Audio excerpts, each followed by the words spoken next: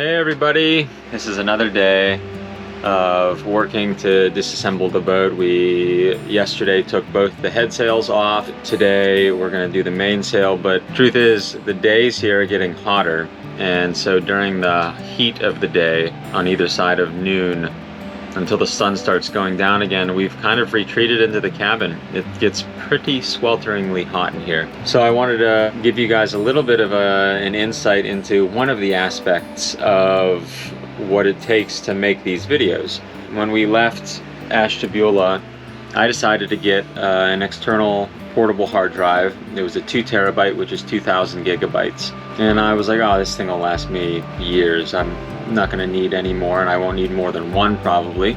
Well, now that I'm about 6 months into making these videos, or I should say 6 months into filming, I'm realizing that it's taking a lot more space than I thought. And so since we've been back in the United States, one of my #1 priorities was to order a couple of new hard drives. And so here's 1 and 2. This guy here is the hard drive that I've been working off of. It is completely full. So all the footage that I've been taking lately, I've had to leave on the cameras or try and stuff into my computer's hard drive. But the trouble is now when I'm making the videos, I'm running out of space on my hard drive. But the bigger issue is, since I am backing up my footage onto one external hard drive, I only have 1 copy of all the footage that I've taken from where we are in the videos right now, episode 21, the months that we were in the Bahamas, crossing back. I only have 1 copy. So if anything goes wrong with that hard drive, I would lose all the footage. And so right now, I am transferring 2 terabytes, 2,000 gigabytes. I'm copying this old hard drive to this new hard drive. And so now I'm going to have a redundancy of all the footage that we take, which is going to really take some stress off of my mind, because if something were to happen to one of the hard drives, then we have a redundancy, so I can continue making videos and not be completely out of anything to create with. Yeah, it was a big relief for us to get these things in the mail yesterday, and they are not cheap. Anyway, that's an update. Katie went up to the clubhouse, like patio area, working at some tables outside with the breeze, and they have internet up there. Because in the boat here, it's just such a mess because we're disassembling everything, and it's been getting so hot in the boat that it kind of agitates us, especially just being cramped in here. We were both working on the computers yesterday for like 8 hours down in here, and our computers were heating up because I'm rendering videos and she's on Zoom calls, so our computers are pumping out heat, and it was just not a good situation. And so that being said, we can get back to the regularly scheduled programming, which is us tearing our boat apart, getting ready to haul out.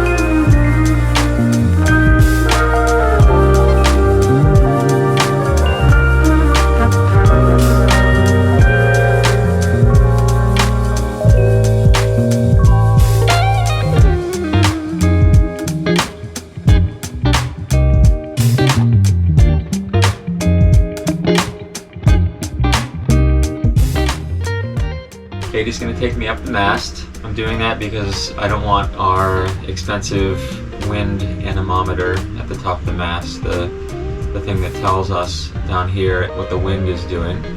I want to take that off and bring it down here to store, and then I'm also going to take off the Windex and bring it down and store it. And then I'm going to do a rig check.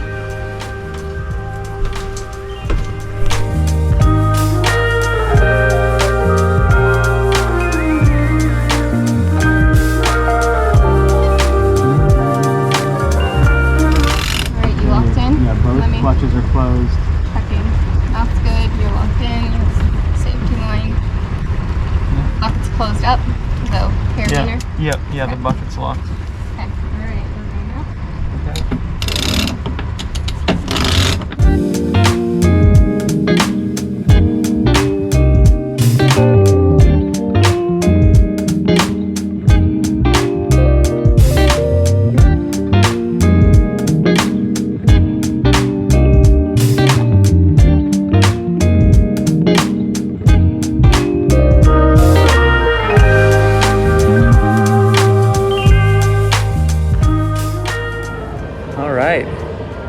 Well, I took both the wind instruments down, the anemometer that goes up here, and then the one that goes back here, the analog one.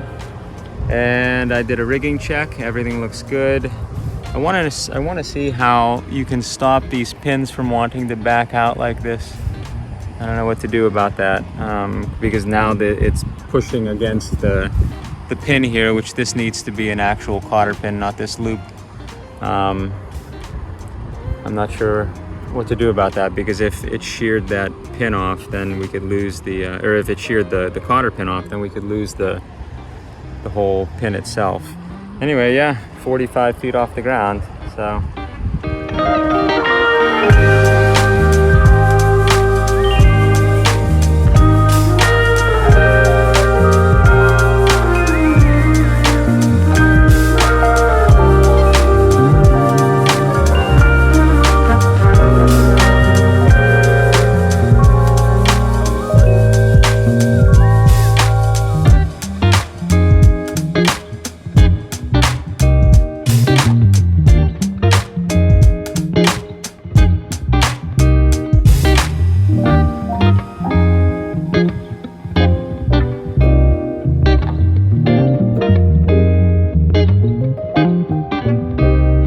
Every time I change the oil, I fast forward and make it look like a quick and easy process, but just for a bit of perspective, it takes me around 30 minutes of continuous pumping to pull all the oil from our engine.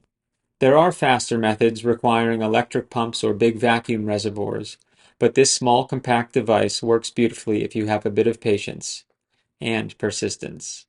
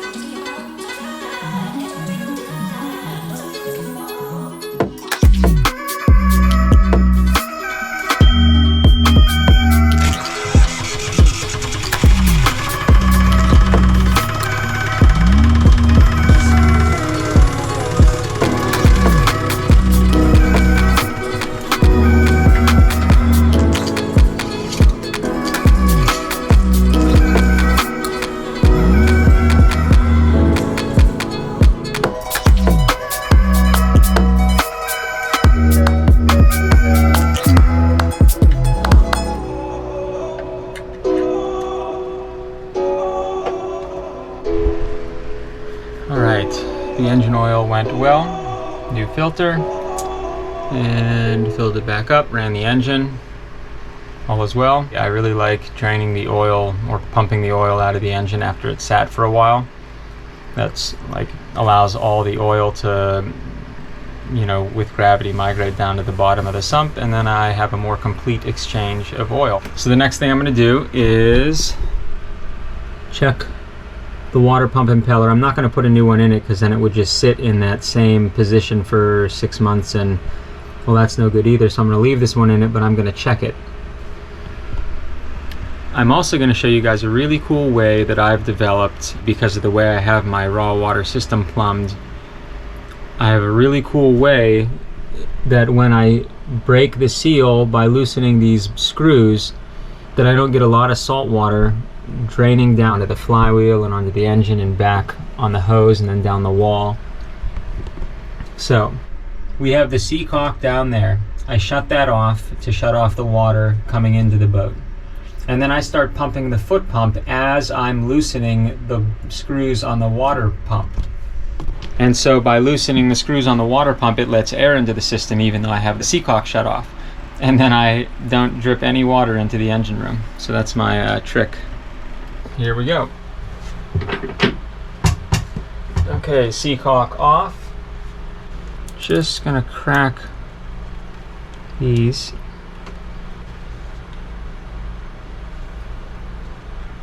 Now I can just start to see water coming out. So I'm gonna start pumping here.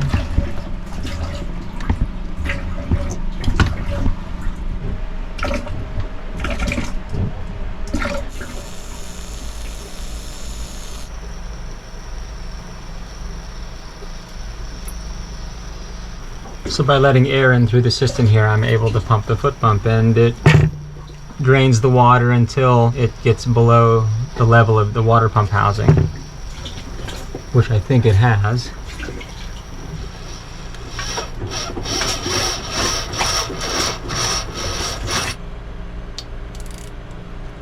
I could not do this so easily without this little tool here. 5/16 on one side, 1/4 inch on the other side, and a bunch of little bits. Wow, we're missing a vein. Wait, what? Time to change this thing, huh? Holy crap. Our water pump impeller has a missing vein. Look at that. Wow. Looks like I'm pulling this thing out now. Even though I thought I was just going to leave this one in.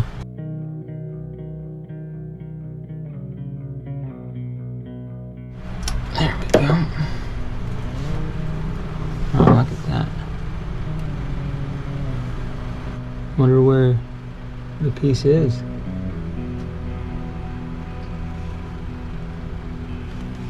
It has to be here. Of course, it's a very thin piece, so it might have made it all the way in. Interesting. I mean, the rubber's in really good shape.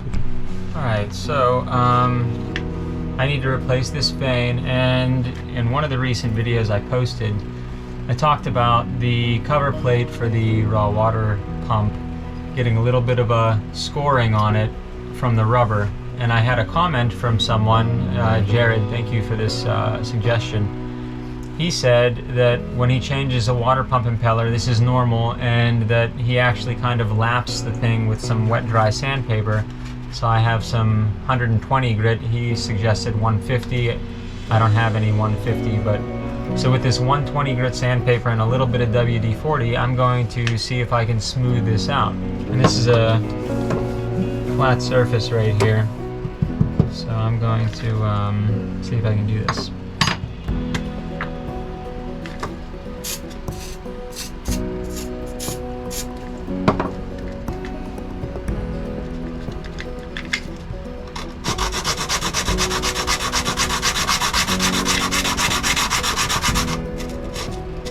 Most of it so far is just the paper coming off.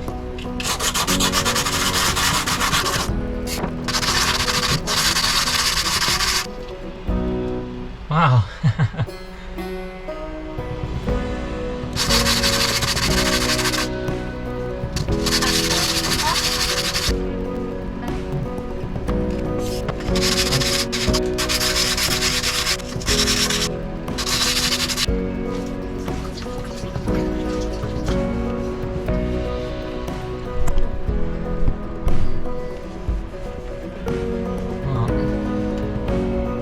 See, there's a little bit of texture still. Oh boy, that actually works. The worst thing that could happen is if I took too much off of one side. You got to be careful because then the paper gasket wouldn't seal it down.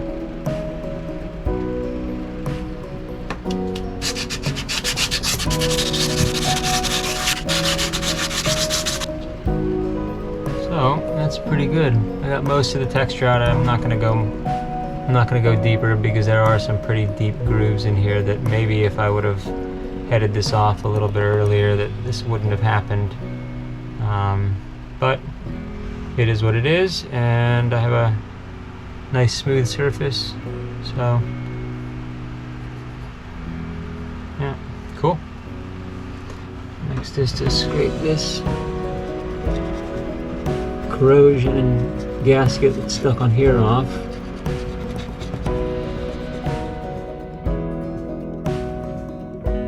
Glycerin.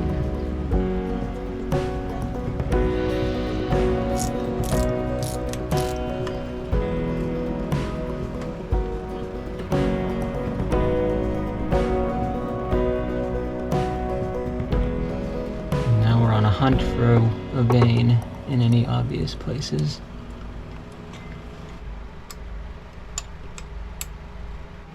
This is really interesting. I bet it's right in here. Has to be. So we're taking the flywheel off. I barely got these bolts out of here, and I've had this flywheel off before. It's just this will be much easier to put this whole thing back together with this off. So I'm just about to loosen the alternator belt.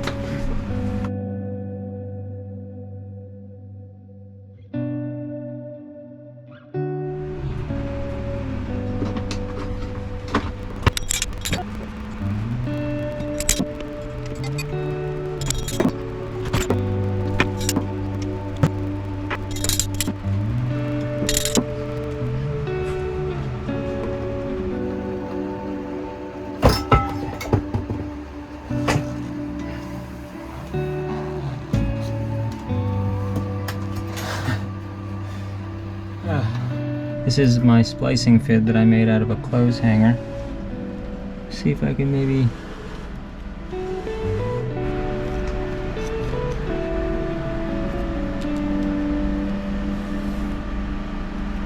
Alright, well, and doesn't look like there's anything inside here.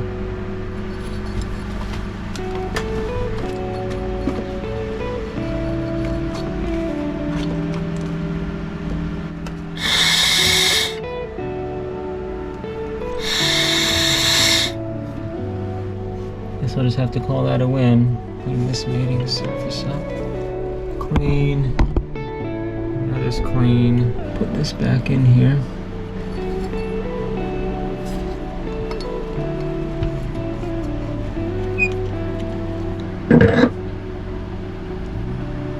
Thing urgent.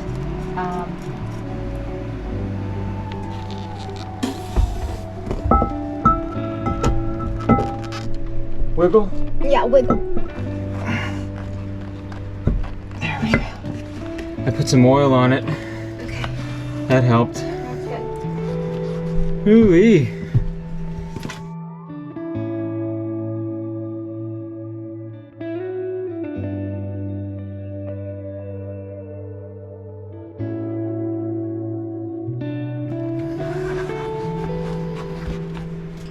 Alright, we got the flywheel bolts torqued down. I tried to find the wind vane piece in here, but apparently it made it the whole way through the system because it's not in any of these joints or elbows. And I checked in the actual engine block itself, which looks good. I'm very pleased with how it looks. And so it's not in there, so everything's back together. Now I can finally start this thing up and check for leaks, and then I'm done with this project.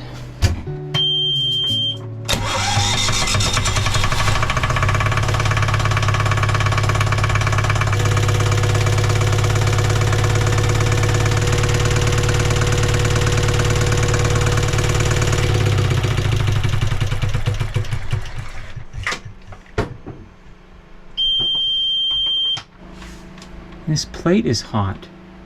All the valves are on, and it's spinning because this plate is hot. Well, I didn't look at something that I should have.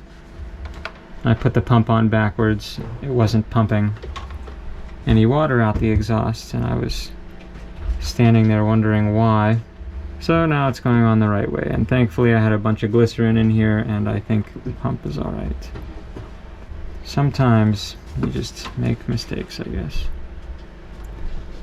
I did taste the water, and it actually is fresh water. It doesn't taste like salt at all. So that's kind of a nice thing. That means I don't necessarily have to worry about running fresh water through the thing. Okay, in a minute I'm gonna have you start the engine, okay? Alright, are you ready? Yeah. Okay, ready? 3, 2, 1.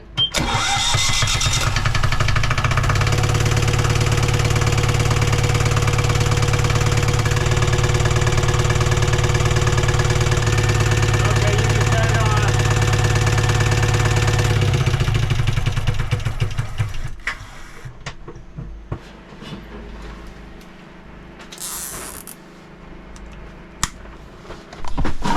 Okay, well, that's a wrap. I'm gonna clean all this stuff up. But also, the weep hole that tells you when your seals are going bad in your water pump, we got some dripping weep hole. So, that's great. Yep. That'll have to be addressed at a later date. Katie's the emergency cleanup team. People help rings are everywhere. Yeah, I know. Good morning. Today is the day. Coffee is always the first thing. We have an appointment at 1 in the afternoon that is going to be the hottest part of the day to pull our boat out of the water. There's already a line of boats marching over to the wall that you prepare on to get pulled into the well. And we're excited. We have the entire list that we made for doing before haul out done. And then we have a pretty long list after. We gotta really clean the inside of the boat. And I gotta run the messenger lines in the mast. We have to put sunbrella on Gotta put sunbrella on and put the sunshade on. and the sunshade. So there's a lot to do. All right, it's go time. We just moved the boat onto the wall, staging for where the well is. And yeah, it went well. Without a hitch. Didn't film any of it. You'll have to take our word. It went really well. And I think the yard crew is going to take a lunch break, and then we're going to get hauled out. Well, miss, I guess I'll be on my way now. You just give me a...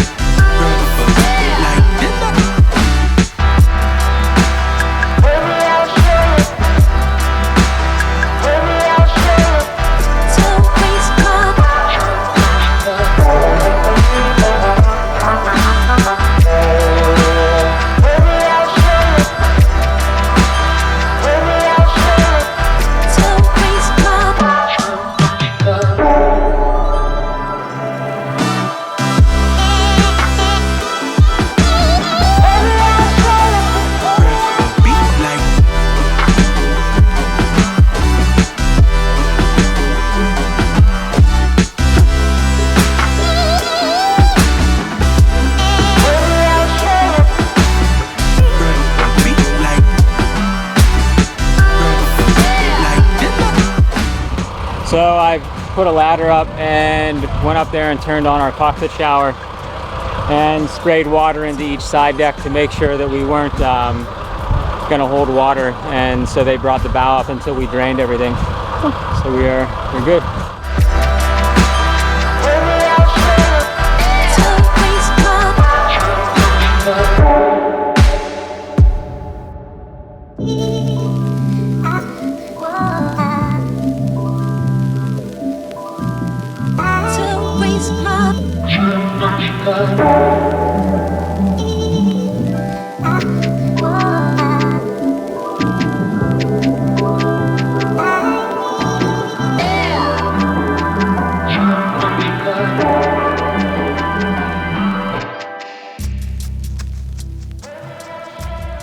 Well, we are on the hard. Pretty wild. When we left Ashtabula, we had no idea when the next time the boat would be out of the water, you know? And here we are in the heat of late spring in Florida.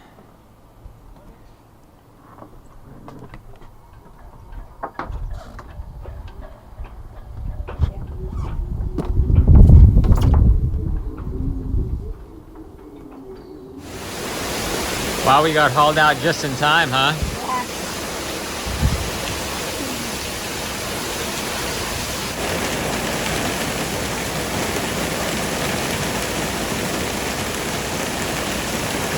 All right. It just poured. It was a good test of whether or not the bow was up high enough. All the side decks have drained and nothing is pooling, so that's good. Yeah, so it's one long piece. So this used to be, before they put a sacrificial cover on the first Genoa that was on this boat, with the first furling system, they just had the bare sail wrapped up, and then you would hoist this on a halyard, and it would be zippered, and so it was a sock that went over the furled sail for storage. Oh yeah, here's where you hoisted it.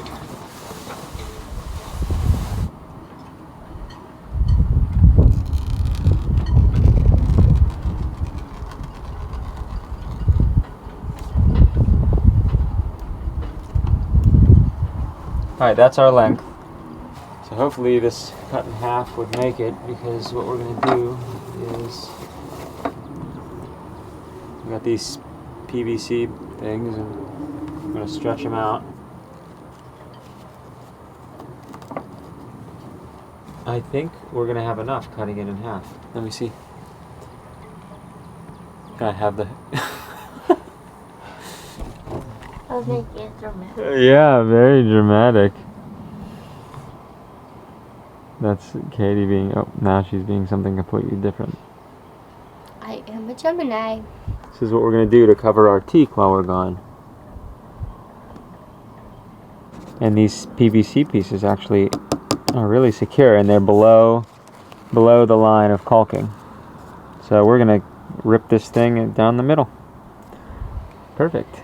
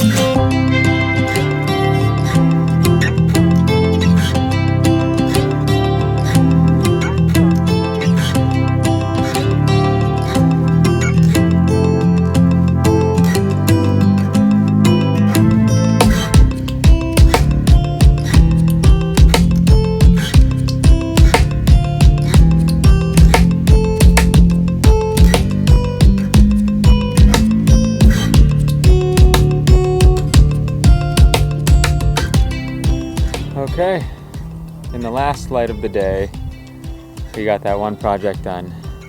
I'm really, really thankful that we were able to get this and that now we can hopefully come back and our teak cap is like it is right now. That's the goal.